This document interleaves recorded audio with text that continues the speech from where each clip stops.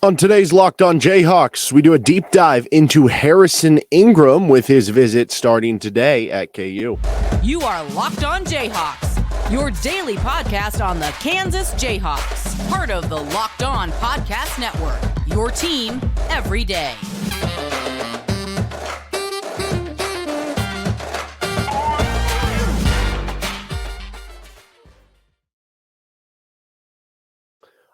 I'm Derek Johnson. You can hear me as well on Rock Chalk Sports Talk Monday through Friday from 3 to 6 p.m. on KLWN in Lawrence. Stick around for RCST trivia coming up on Rock Chalk Sports Talk throughout the weeks. Thanks for making Locked On Jayhawks your first listen every day. We are free and available wherever you get any of your podcasts. You can also find us and subscribe to us on YouTube. On today's edition of Locked On Jayhawks, it's going to be a busy week for KU basketball. Harrison Ingram visit on Monday. Hunter Dickinson visit scheduled for Thursday. Today, specifically, we're going to do a deep dive into Harrison Ingram as we did last week with Nicholas Timberlake. But first, this episode of Locked On Jayhawks by FanDuel Sportsbook, the official sportsbook of Locked On. Make every moment more. Visit FanDuel.com/LockedOn to get started today.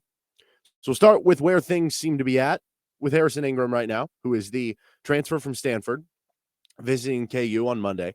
We'll then get to his scouting report, his strengths, his weaknesses, and then we'll finish up with the final verdict, how we think he would fit in at Kansas. So where things seem to be at right now.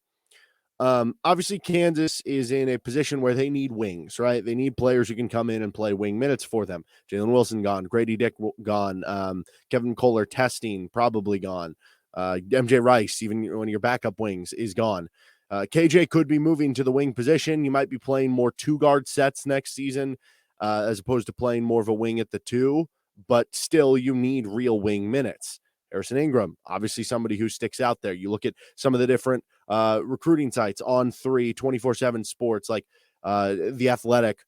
The Athletic, I think, has him listed as a top 20 overall transfer right now. On 3, I think, has him listed in the top 5. 24/7 Sports has him in the top 25. So consistently one of the upper tier transfers. And when you look at just the position he plays on the wing of forward, small forward, power forward, however you want to classify him, he's even further up in those lists. Where he seems to be at right now, he already had a visit with North Carolina. Obviously, the KU visit on Monday, which this is going to come out on Monday, so today, I guess. Other visits are set up or have been done, I don't know totally, with Baylor, Texas A&M, and Xavier, some other schools in there. It's funny because at the beginning of when the portal opened up, there were some murmurs, there were some whispers about some real, opportunities for him and KU to be a possible link. And then those kind of faded, and he had the North Carolina visit, and that seemed to be the destination that most people were expecting him to go at that point, to North Carolina. They, after his visit, ended up bringing on Jalen Withers, the transfer from Louisville, at kind of a similar wing position. I don't know how much that affected things, or if something happened, or Harrison Ingram, had all along this interest in KU, and once KU came calling a little bit more and started ramping things up as they kind of have done now, and obviously have set up the visit, if that became more of a thing for Harrison Ingram, where he was like, no, this is what I want to be my first option, so let's explore that first, and I'm going to cool on the other places. And if I go to the visit and I don't like it, or, things don't go the way I expect them to, then I have those other options to go to. I don't know if that's the case or what, but it's kind of funny because that would be, back-to-back recruits that visited KU after North Carolina, Timberlake, now Harrison Ingram, who seemed like there was some cooling effect from UNC after they maybe weren't able to get them to commit right then on the spot. So nonetheless, it almost seems like now that, we're seeing a lot of the sway go to KU in terms of people are predicting Harrison Ingram to go to KU. Michael Swain from 24/7 Sports, somebody else logged crystal ball picks for KU to land Harrison Ingram with 24/7. And I think it's interesting because, you look at some of the different positions in the transfer portal. Like, why would this have been the case? Why is KU so adamant about getting Harrison Ingram maybe now as opposed to maybe 2-3 weeks ago? So you look at the portal options available. You look at like the guard options, right? There are some superstars available. There was LJ Cryer, there's Max Asmus, there's Tyler Perry. There's some really, really good guards that could be star level players. There's some star level centers available in the portal. Hunter Dickinson, Jesse Edwards, who committed to West Virginia. after his visit over the weekend. Maybe you could throw like Graham Ike in there. I guess we'll see how he bounces back from his injury and stuff. Like there's legit level players that you could see in the right fit at those positions being like first team all conference guys at their next stop, or in the case of like Hunter Dickinson or maybe even Max Asmus, like all American level candidates, right? Depending on where their next stop is and how everything fits together. But there's not a lot of those guys on the wing. Like there's a lot of useful players. There's a lot of good players who are available in the portal via the wing position. And later this week, I have my 10 wings / forward transfer options. And we're going to go over some good ones. There are definitely some good ones that are available, but it doesn't have that like automatic superstar player on the wing position that you come in the same way you would with Harris or with Hunter Dickinson and go, yeah, he could like legitimately win National Player of the Year. He could be a first team All-American at his next stop. Like Max Asmus, if he goes to, I don't know, Texas or Kansas State and he puts up 20 points per game, he's going to be an All-American, right? You don't really have that on the wing. So I think KU is probably being patient as it seems their approach is being this offseason, right? You look back to a couple years ago and you bring in Joe Yesufu and Cam Martin. Those are both early commitments for you, and that didn't really work out for you. And I think KU viewed that as, that was one of their more early trips into this iteration of the transfer portal, to where they viewed it as, maybe we don't need to be so trigger happy early in the transfer portal. Let's be patient. There's going to be more guys that enter in as the kind of portal goes on. And we don't want to be in a situation where all of a sudden some guy that enters and would have interest in KU and is a really good player, all of a sudden we don't have a scholarship because we committed 2 guys earlier in the portal because we weren't totally sure what's going to happen. I think they're being more patient because of what happened there a couple of years ago. And so they were patient with this and they said, hey, let's wait and see. We like Harrison Ingram, but let's wait and see if there's a, Hunter Dickinson level wing or forward that enters in the portal. And that didn't really end up happening. So now it's like, okay, well, Harrison Ingram, you are one of the elite wings that did enter the portal. Let's go back to you. And it makes sense. You're talking about a player who's a former McDonald's All-American, really solid player. I mean, usually those guys, former McDonald's All-Americans, they come back for year 3 in college. We see those guys have boosts a lot. Like I always think of like Wayne Selden at Kansas. He had kind of an up and down first 2 years at Kansas, really broke out his junior year. Harrison Ingram, maybe he could break out, although he probably had a little bit more production there in his first 2 years at Kansas. Let's talk about his strengths and weaknesses coming up in just a second. But first, this episode of Locked On Jayhawks is brought to you by FanDuel Sportsbook. Grand slams, no hitters, double plays, they're all back. And there is no better place to get in on the MLB action than with FanDuel, America's #1 sportsbook. That's because right now, new customers can step up to the plate with a no-sweat first bet up to $1,000. Just go to FanDuel.com/lockedon, sign up, place your first bet, get up to $1,000 back in bonus bets if you don't win. I'm in on a couple MLB futures this year, and one that I've found lately that you might want to get to now before it gets too crazy. Just a couple days ago, Arizona, the Diamondbacks, were 150-1 to win the World Series. Now they're already down to 100-1. I don't know. By the time this is airing, by the time you get around to it, it might be down to 75-1, 80-1. The Dodgers are still really good, but they're not nearly as good as they've been in the past. So, they'll probably be a 90, 95 win team, but not that 100 win team. Padres, obviously very good. Giants aren't very good. And then you have the Rockies, who are really bad as well.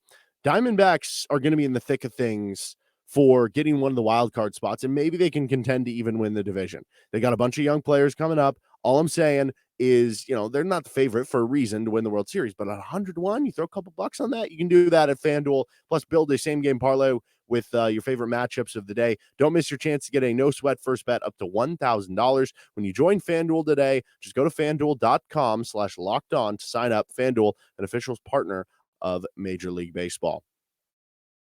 Scouting report for Harrison Ingram. Let's start with the strengths. Size is a strength here.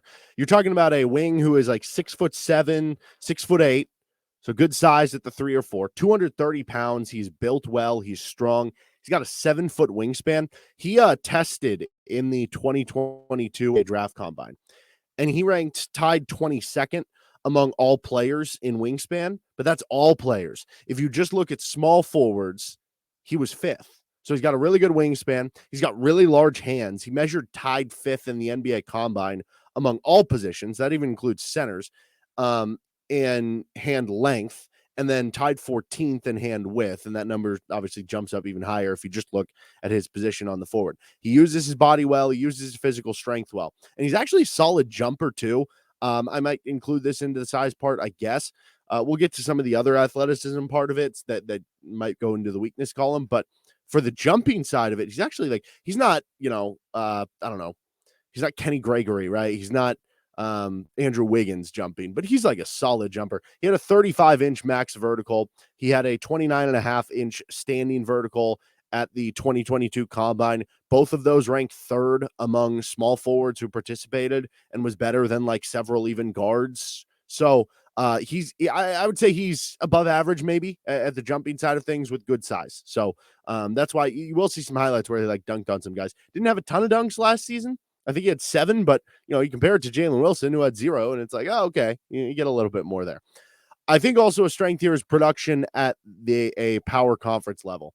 2 seasons at Stanford, he averaged 10.5 points, 6.2 rebounds, 3.4 assists per game. Those are over 2 years. And keep in mind, Stanford does play at one of the slower paces in the country and in their conference.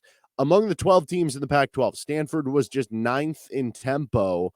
So those numbers, you boost it up into Kansas's tempo, for instance, maybe it's closer to 12.5 points per game, 7 rebounds per game, 4 assists per game. And those numbers sound a lot better, right? Not that his numbers previously sound bad or anything, but so to account for that, if you just want to take a look at, production at the Power 5 level, which already there are, decent numbers there. Look at some of the rates on KenPom. He was actually top 12 in the Pac-12 in offensive rebounding rate, defensive rebounding rate, and assist rate. So when you take out the tempo and you just factor it into like rate percentage, he was really good. Top 12 in all those things. Offense, defensive rebounding, that should help. We know KU had troubles at times with rebounding last year. And then assist rate, good passer too. And that's the next strength here, passing and feel for the game. Not only was he top 12 in the Pac-12 in conference-only games in assist rate, he was number 2 in the Pac-12 in assist rate in conference-only games. This is a wing forward type who was the second best assist man, essentially, in Pac-12 games last season. That's a nice little combo to have with DeJuan Harrison, having a couple of high IQ players out there at the same time. He's got a great feel for the game. He's got great IQ, which also, you're talking about a wing who has a good feel for the game and good passing. He's an automatic grab and go guy for Kansas. So you play faster in the Kansas system than what you're doing at Stanford. We know Kansas loves to have a bunch of guys on the floor that can go out, grab a rebound, and go and start the break themselves. He follows into that lead, which is nice because you're losing several guys who could do that, like a Jalen Wilson. And think about some of the players who have been the high feel for game guys, the high IQ guys at KU, like Marcus Garrett, Kevin McCullough immediately come to mind. And there's others too, but those two immediately come to mind recently. Both of those guys were really productive players and they got on the court right away. And that's something that's important here, right? As much as we think of transfers who have been in college for a few years as being ready-made products, they still do have to learn the system. They still do have to garner the trust of Bill Self. And guess what? Remy Martin struggled with that the first, couple months that he was at KU. We think of all the other transfers that came in, whether it was Joe Yesufu or Cam Martin, whoever, that maybe struggled with that at KU. But you think of the high IQ guys. Kevin came in right away. He didn't have the same problems Remy did. He was immediately a 30-minute per game starter. Marcus Garrett, who came in as a non-top 40 freshman recruit who couldn't really do much offensively, still played 19 minutes a game as a true freshman at KU for a team that went to the Final Four. Because the players that have those high IQs, high feel for the games, they earn Bill Self's trust. And so I think that's a strength here too, that for me, I don't worry about Harrison Ingram coming in and being like, yeah, but is he going to be a Bill Self guy? Like, no, he will be. And those are the type of guys that earn immediately trust. And if you need immediate minutes at a high impact at the wing position, you feel confident you should be able to do that. I think touch around the hoop is also a strength here. He was listed as good on layups by Synergy. He was also 70th percentile in runners, which is very good. He obviously has to, because he has to make up for the lack of explosion. I almost view Harrison Ingram as being like a little bit more athletic, better jumping version, but not maybe quite as tall as like Dedrick Lawson or quite as skilled around the post, but like kind of in that hybrid type of player. And he potentially has 2 years left to play. That's exciting too, because he could have next year too, or I guess this next season and then the year after that, if possible, which follows the timeline of like DeJuan Harris and KJ Adams. I'm sure if you asked him, he'd love to have that breakout season where he could go pro afterwards. As far as I have some things in limbo, not quite strengths, not quite weaknesses. I think 3-point shooting, I didn't want to quite put it in weaknesses because it's still like better than what Kevin McCullough shot last year. Or if you compare it to, so Jalen Wilson, the year KU wins the title, he was a better 3-point shooter than that. But Jalen Wilson last year, with another year of improvement, was a better 3-point shooter than Harrison Ingram. So he's somewhere in the middle there. 31.6% career from three at Stanford. His spot-up shooting was solid, though. 18 for 46 in spot-up threes. That was 39% last season. Those ranked pretty well for him. You figure he'll be doing a little bit more of that than maybe creating for himself that maybe he was doing a little bit more at Stanford.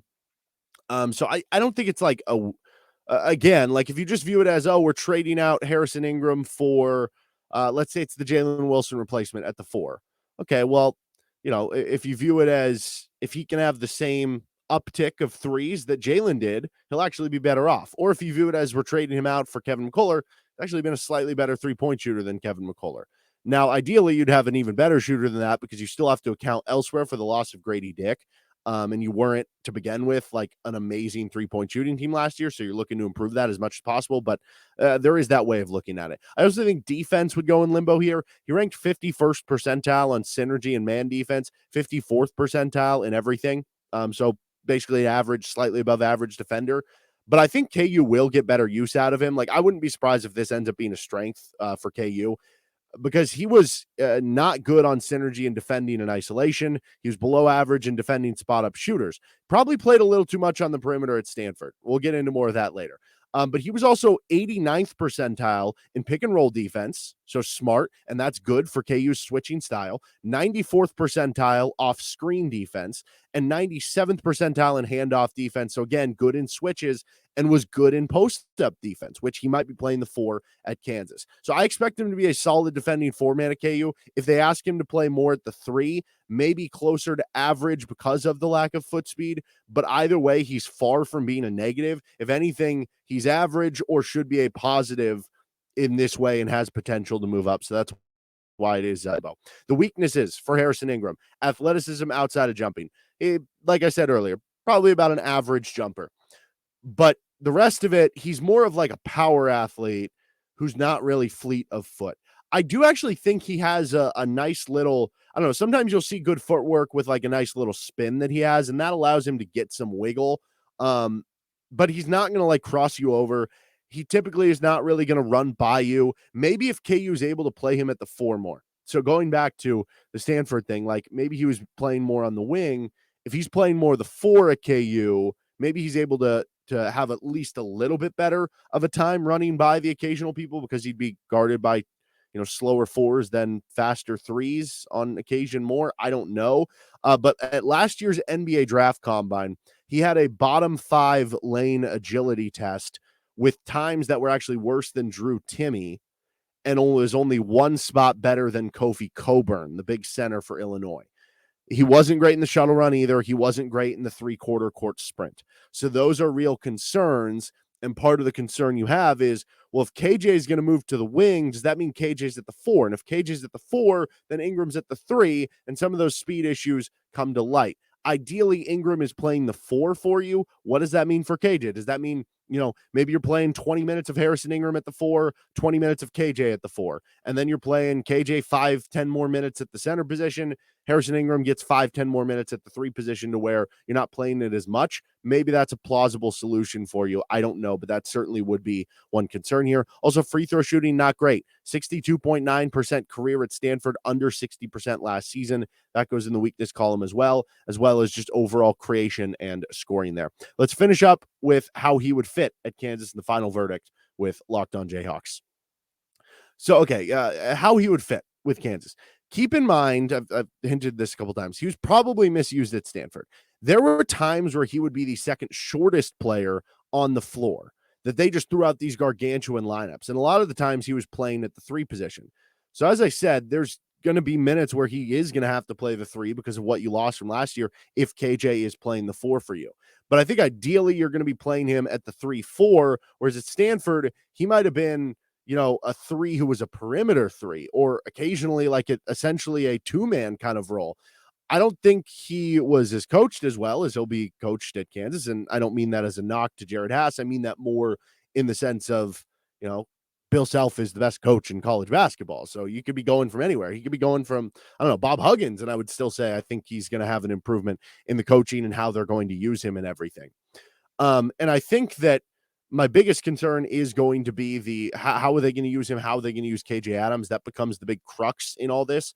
But I think you figure, hey, he's one of the best wings out there. He's a high IQ player. He does so many of these things well. How can we maximize doing those things well? And nobody's better in the country than Bill Self at being able to figure out the defensive side of the ball and being able to figure out what your strengths are and working to that. So the verdict here, he is absolutely a take. There's definitely more pressure, I think, if you do land Harrison Ingram, to land a Nicholas Timberlake type of player who can just be a flamethrower from three. Because at that point, if you do have Ingram at the 3 and KJ at the 4 and Ernest Uday at the 5, or you would hope Hunter Dickinson and DeJuan at the 1, that 2-man better be a knockdown shooter, right? You better have a lot of good 3-point shooters coming off the bench too. But also, in the case of Ingram, would it be crazy if a guy who was a McDonald's All-American, clearly has a lot of potential, in year 3 of college basketball goes from being a 31% 3-point shooter to jump into 34, 35%? No, it happens all the time. And those types of players tend to take the bigger leaps, right? Like, as great as Kevin McCullough has been, he's kind of been the same guy his last 3 years, and there's nothing wrong with that. He's an unbelievable defender, an unbelievable player. The McDonald's All-Americans, typically, I mentioned the Wayne Selden, like a lot of times you see those guys really take off by kind of year 3 if they have been in the program for or in college basketball for a few years. And if you get up to 33, 34%, then you're on the line of what Jalen was last year, and that should be good enough. He does enough else really well, and there's not that type of Hunter Dickinson wing in the portal that this is a for sure take, in my opinion, would make KU better. And then it would just add, if you get Hunter Dickinson, it would help a lot because then you would have a center who can shoot it a little bit from 3-point range. But yeah, absolutely a take. And it seems like there's mutual interests both ways here. All right, that is our deep dive on Harrison Ingram. We're going to get to our top 10 wing/forward transfer options for KU. On tomorrow's episode, we'll have a Hunter Dickinson deep dive later this week. So stick around right here with Locked On Jayhawks. You can find us anywhere you get any of your podcasts. You can hit me up on Twitter at DJohnsonRadio, and you can subscribe to us on YouTube as well. Have a good rest of your day. Later.